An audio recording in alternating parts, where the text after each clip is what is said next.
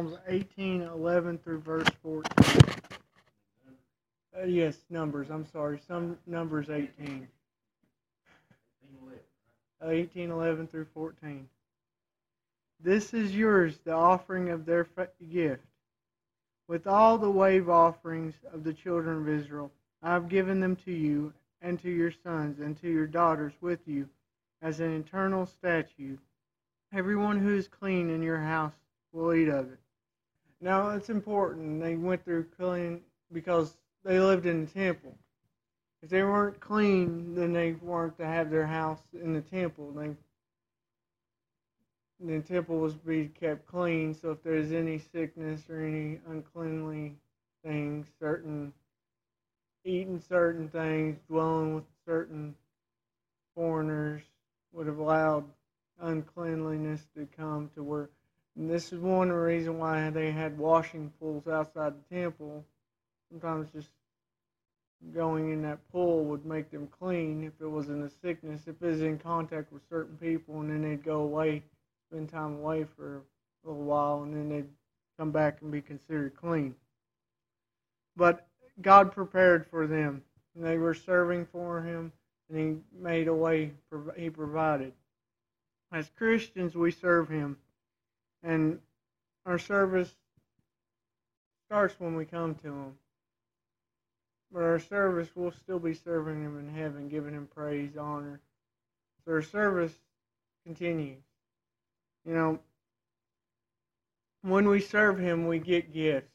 As Christians, they got gifts, offerings where God provided food. As God provides us food as His children, but He also provides us gifts of the Spirit that enable us to serve Him in ways that He leads us to.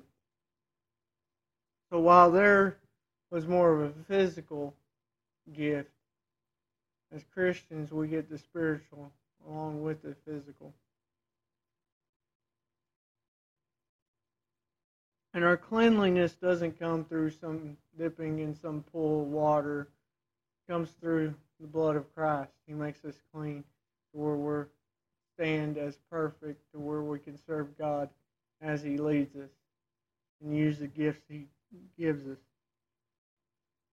Verse 12. All the best of the oil and all the best of the wine and of the wheat, the first fruits of what they will offer to the Lord, those have I given to you.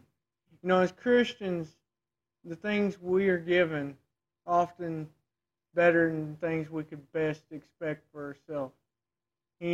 Things we picture for what He's leading us to do, when it comes to an end and He leads us to something else, God's picture of what He expected from us is far greater than what we could have ever thought He could lead us to do.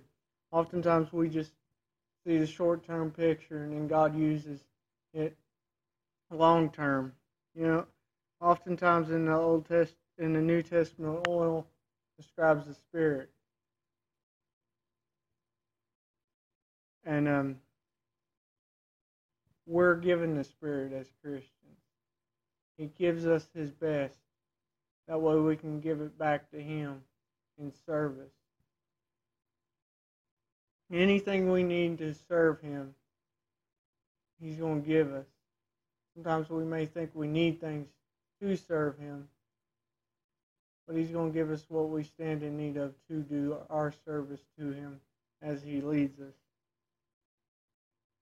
The first ripe fruit of all which is in their land, which they will bring to the Lord, will be yours. Everyone who is clean in your house will eat of it. You know, when we come to Christ and start serving Him, everybody has a part in it. You know, at this time, it was just the Levites that ate of these offerings. It was just the Levites that were served got this oil and got this wheat and first fruits. It wasn't everybody, but as Christians, we're all part of it through Christ. And it takes everybody doing their part to best serve Him and achieve what He wants. Oftentimes people think their part's not as important. With the Levites, if everybody wasn't doing their job, it wouldn't notice. And that's the way it is with church. If everybody's not doing their part, then the church ain't going to run as it should. Everyone who is clean in your house will eat of it. Again, it's only by us coming to Christ that we're made to where we can serve God, to where we can fellowship and worship Him truly. It's only by Christ making us clean that we can do that. Apart from Christ, we're unclean and we just stand as sinners before God. Everything devoted in Israel will be yours. You know, God gave us His all on the cross. He gave us everything, and He gave us hope. And through that hope, we got promise to come, and we got promise now where we can serve Him. You know, all He expects back from us is just to give Him ourself back. He gave Himself to us so we could give ourselves back to Him in service. You know, we're not to deny ourselves. He didn't deny Himself from us. But oftentimes we want to keep part of our life away from Him. When the Levites lived in the temple, they solely relied on God for the means of them to be able to eat.